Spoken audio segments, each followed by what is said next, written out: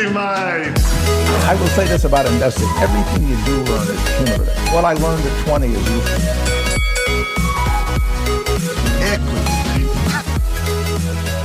Welcome to another episode of Equity Mates, a podcast where we help you learn to invest in roughly 45 minutes or less. We break down the world of investing from beginning to dividend so that you can hopefully make some returns. My name is Bryce, and as always, I'm joined by my equity buddy, Ren. How's it going, bro? It's very good, Bryce. You had to pause there for a moment when you started thinking about the returns. What's going on? Losing faith in our ability to grow. No, nothing more than a little brain fade. That's all. I was actually thinking while I did that, how the intro just rolls off the tongue now, and then that made my brain slip up, and I almost forgot the intro. So the irony in that is strong. I'm what? The irony is strong. You were thinking about how the intro just rolls off the tongue, made the intro stumble. Yeah. I know. Anyway, so always excited to crack into another episode talking all things stocks and markets, Ren. So today we want to... Before we get into what we're going to do today, when this episode's released will be Thursday the 25th. So last night we will have just done our Melbourne live show. So assuming that it all went really well and we got a great audience there, thanks everyone for coming, and we can't wait to do it in Sydney in less than a week's time. If you haven't signed up in Sydney, I imagine tickets will still be available. Jump onto equitymates.com/Finimize and sign up. It's Tuesday the 29th of October at 6 p.m. Yes. Talking all things markets 2019. Got a panel of expert investors. We're going to have BetaShares there, Stake, Julia Lee and Henry Jennings. So get on down if you haven't. This is probably going to be the last live show for 2019 that we do. No, you know what? I'm going to say it's definitely going to be the last live show we do for 2019. Unless we do something at a Christmas party, Ren. But who knows? We can discuss that offline. So, Ren, today we want to discuss information sources. Now, we have done a couple of episodes sort of along these lines where we've spoken more about the traditional forms of information and where you can go to get info, because this is something that we often get asked by the community is what's the best source of information. And there is no one answer to that, as we always say, but we're going to take a different tack today and start with a bit of a story that we came across quite recently and use that as a segue into using sort of more forum-based communities to find information that can help you on your investing journey. So, Ren, do you want to start off with the interesting story that we've come across, and then we can go from there? Yeah, let's do it. So the story is a pretty crazy one. This guy turned $766 into 107 grand in 2 trades in less than a week. So to start with, he bought puts, which it's an options trade where you essentially bet the price is going to go down. And he put $766 onto shorting a company called Roku, which is a streaming service in the US. And he bought options that essentially needed the stock to collapse in a very short amount of time. And he was right, because they did. And the stock fell 19%. And because options a way to make your gains and losses bigger than the actual stock movement, he turned that $766 into just a bit over 50 grand in one trade, which is a 6,500% return. So you'd be pretty stoked if you did that. But then this guy turns around and within the same week buys more put options, but this time on the S&P 500. So he basically made another bet that price was going to fall, but this time the price of the S&P 500. And he was right. And he turned that 50 grand into 107 grand in a couple of days. So all of this happened within a week. The first big move happened on the 19th of September and then the second on the 24th of September. So you would be absolutely stoked if that was the week that you had. And big time. Yeah. And I guess the reason that we know about this story is because of a little-known Reddit forum called Wall Street Bets.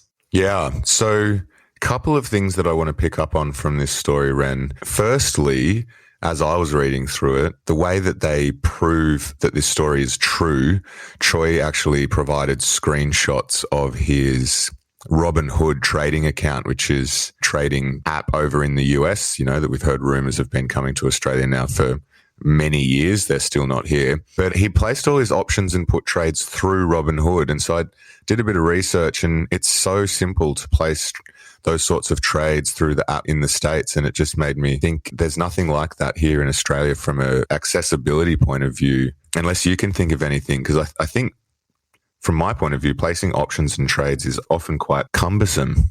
Yeah, have you ever looked into doing it? There's definitely nothing as simple as Robinhood. Yeah. Which is there was nothing as simple as that in the States prior to Robinhood as well. That's part of the reason why Robinhood is so big over there now. Mm.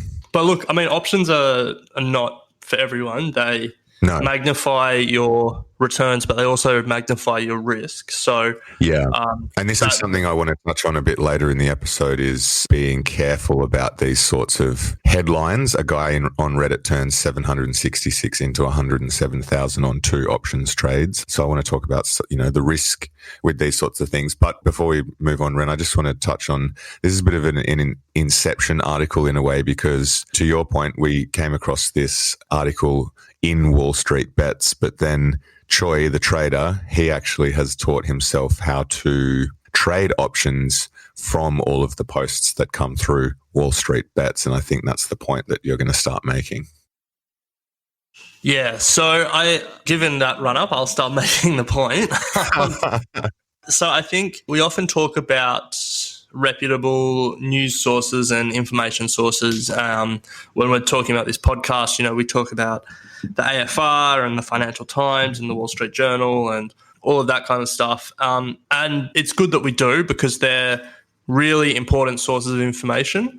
And then we also talk about information coming from professional investors, hedge fund letters and stuff like that. And similarly, they're massively valuable sources of information. But there's this whole other set of information that the internet has enabled, and it can be really valuable. It can also be a bit of a murky world. So you have to know how to navigate it and really get the right information from it. But there is a whole world of crowdsourced investment ideas, of forums and internet sites dedicated to people sharing information for free. And if you're able to get the best information from all those sources, it can be massively value in terms of your investing skills development, but then also in finding good companies and good investment ideas. So that's probably the preamble to all this. Given we are talking about Wall Street Bets, it probably makes sense to start with Reddit, unless you've got any other preamble.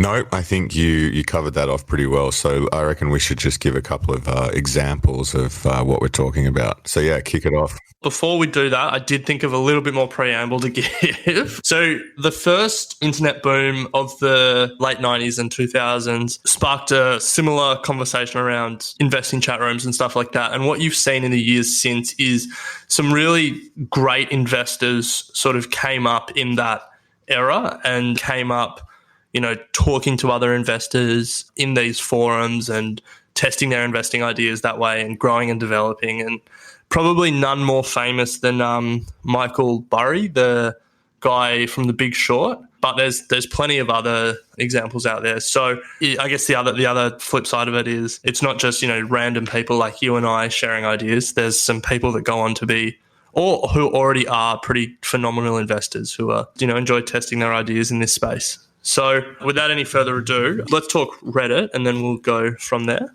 Sure. So for people not familiar with Reddit, it's essentially the front page of the internet, as it likes to call itself. It's just a community of people who share links and information, and it's categorized into subreddits, and that's categorized into different themes. So Wall Street Bets is one particular subreddit. Its tagline is if 4chan found a Bloomberg terminal, which gives you a sense of what it is. And essentially it's just a giant piss take of a subreddit. There's literally people posting the amount of money they lose, and they post similar to how this trader posted his photos from his Robinhood account of how much money he made. There are people who are making six-figure losses, putting stupid trades on, and then posting that to Wall Street Bets. So that gives you a sense of the community that is built there. It's pretty funny sometimes. You have to take everything with a grain of salt. But as you can see from this story that's sort of blown up, there's actually some pretty good traders in there. And if you can filter out a lot of the noise and know when something's not serious, there's actually some interesting stuff that crops up in there. Yeah, I think underlying a lot of it, there's definitely some decent commentary that comes through as long as you're aware of, I guess how to filter through it. Yeah. But it's got, 683,000 members in the community. So a lot going on, and I would definitely be adding it to your bookmarks list in Reddit. Yeah, nice. I actually haven't looked at how many of these subreddits have, so I'm glad you did. I think there's a number of sort of straight down the line investing subreddits as well. So if you're interested in just keeping on top of news and, the sort of analysis from some of the bigger funds and stuff like that, there's a few that you can look at and, should sort of just be the basics that everyone subscribes to. So one is, all subreddits, the way you access them are reddit.com/r/ and then the subreddit name. So there's a subreddit investing, there's one for stocks, and there's one for the stock market. I would say they're just straight down the line, basic information, just general people sharing a lot of information that is quite useful. Equity Line. There's also Oz Finance for a more local, domestic feel and community if you're interested in that. The other ones that Ren was mentioning, I think, are primarily US-based information comes through there. So, check out the Oz Finance or Oz Stocks for those a bit more closer to home. So should we use that as a good segue into Hot Copper, Ren? Before we get off Reddit, I've got to mention my favorite subreddit, and probably if I was only allowed to have one source of investing information for the rest of my life, it wouldn't be the Wall Street Journal, the Financial Times. It wouldn't even be Twitter. The number one for me, I think it just is such a valuable resource, is the subreddit Security Analysis. So Security Analysis, all one word. It is just really great analysis and content. It compiles lists of hedge fund letters from all the major hedge fund managers.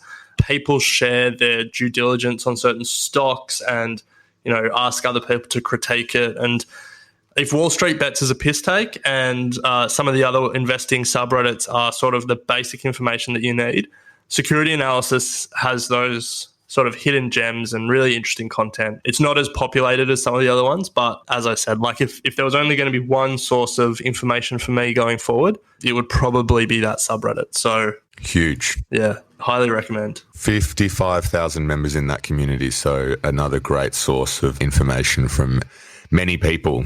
Nice, Reg. So moving from Reddit, we'll touch on Hot Copper. Yeah, go for it. This is your favorite website, I know, so... Anyway, I have some opinions on this website, but Hot Copper essentially is one of Australia's largest, if not the largest, free independent sort of stock market forum. It's now quite global. I think last I saw a bit of analysis done on Hot Copper itself, I think they get about 4.5 million views a month, which is huge traffic going to the website. And you can go on there and partake in discussion forums on almost anything you can think about when it comes to the ASX particularly, which is great for Aussie investors. But then there's also general discussion on news, primarily financial news. But one thing to be wary of that I think the way that Hot Copper sort of started was a lot of chat on speculative stocks. And so much, yeah. Yeah, there's a lot of chat on there about miners and all those, small penny stocks, as they're referred to in the States, or specky stocks, as we call them here, and a lot of hot air and opinion going around. So if you're interested in that sort of stuff, then this is a great source of information. But there is a lot of opinion on there that you definitely need to sort of sift through. Yeah, if you want to hear about a rumor about any stock, Hot Copper will have it for you. Absolutely. The challenge for me with Hot Copper is I've never taken the time to make an account. And if you don't have an account, you can only see one individual comment or post at a time. You can't read a whole thread. So I've just never really got into it. So for that reason, I'm really interested to know what your opinion is. Well, Reg, Equity Mates have an account, so you can use that to log in. Nice. But I'm not surprised I'm not surprised you don't know that, because you don't know the login details to any of our accounts. And don't let Ren's laziness in signing up to a 3-second sign-up process just detract from you signing up as well. So the sign-up process is incredibly easy, but we're not here to talk about Hot Copper's sign-up process. But Ren, to be honest, I primarily use it if I'm researching a stock myself. It's got a pretty good search functionality, so you can go in there and type the ticker for the stock, and then all of the forums and information on that stock sort of come to light.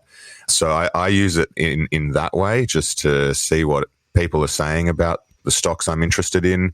I generally don't sort of follow major threads or anything like that, just because I don't really have the time to sift through vast amount of information that's on there, because there is seriously large amounts of information. But it's a good source of adding to your research process, from my opinion. Oh, I was hoping your opinion was going to be like a scathing takedown of it or something. Well, I mean, there is an element of that, but I'm not here to... There's no point in discussing it if we're trying to help people find information. So, yeah, as I said right at the start, there is certainly an element of, a lot of people with hot air on here giving their opinion, but that's the same across all these sort of community crowdsourced sites. So I'm trying to put a positive spin on it. Fair enough. If we move on from Hot Copper, the number one in terms of amount of people participating in the conversation would have to be Twitter. There's a subculture, I guess, FinTwit as it's called, financial Twitter. There's a lot of information out there changing hands, all for free. And so if you can sort of tap into that conversation, there's a lot of value that can be extracted from it. Yeah, I agree. I think we're definitely more sort of lurkers, stalkers in the background on Twitter. We don't necessarily participate too much in the conversation. That reflects your everyday life as well.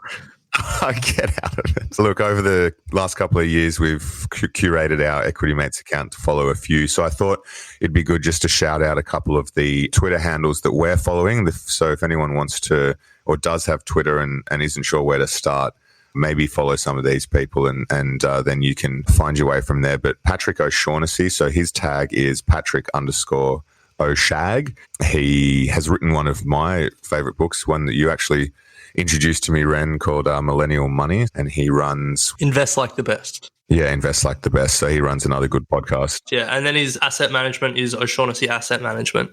Yeah. Preston Pish is another good one. His handle is literally Preston Pish, Pysh. All the major news sources also have Twitter accounts, so follow them. Ramp Capital, Josh Wolf, Shane Oliver, Mark Bernberg for all things cannabis. And then an interesting one is an anonymous self-made millionaire millennial, apparently, and his is wealth_theory. So worth checking him out as well. So a couple just to start with. I guess finally at Equity Mates as well. We're not very active on Twitter, but that's probably something we're going to try and correct at some point. So like us in anticipation. Do you have any other major sources that you want to discuss before we close this out? There's a couple that I'll mention quickly. So Seeking Alpha is a similar website. It's less forum-based and more article-based, but it's sort of crowdsources its articles from people that are investors or interested in markets, and that means you get a variety of perspectives across a variety of topics. It's just a really valuable source of different people's views on stocks in the market, and that's Seeking Alpha.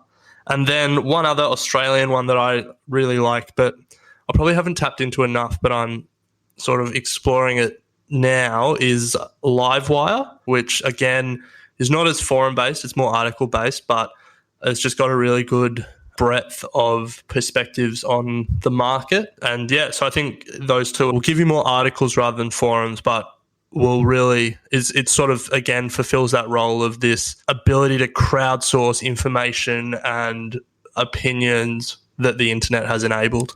No, that's a good point on Livewire. I think it's incredibly underrated. And the reason for that is because their model is they actually open up their opportunity to publish articles to the best in the business. So fund managers, analysts, investment bankers, they all contribute. I think they have about 400 contributors around Australia, all working in the industry, all writing articles. And then what Livewire do is just curate those articles and hit you up on a daily basis with an email with some of the top ones from their opinion. But their website, as you said, Ren, is free and very, very worthwhile signing up to that. And Ren, we do have an account as well, so I'm sure the login details are there for you when you decide to finally log into things. But yeah, good shout with that one. And then I guess the last one, the most important one, is the Equity Mates Investing Podcast discussion group. Yes. The number one source for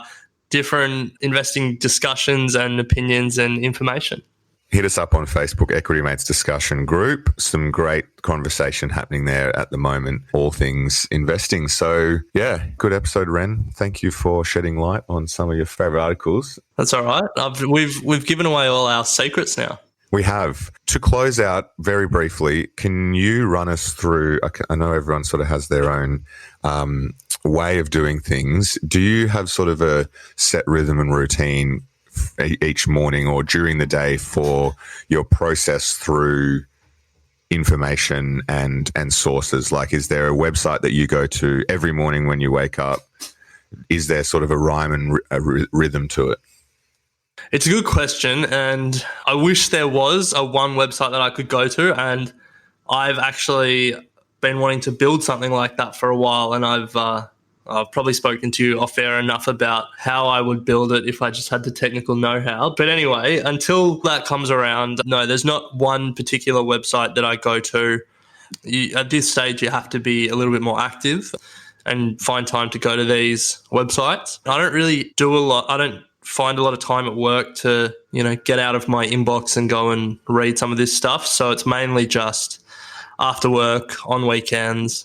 The good thing about Thought Starters is it forces some discipline. Given that I have to have at least 5 every week, it forces you to make some time. It's the same as, doing research on stocks or anything like that. You gotta just actively decide to make the time and prioritize reading and learning. Yeah, it's not a satisfactory answer, but unfortunately that's really the answer. Yeah, nice. I would agree. Awesome. Well, always good to chat stocks and markets, Reg.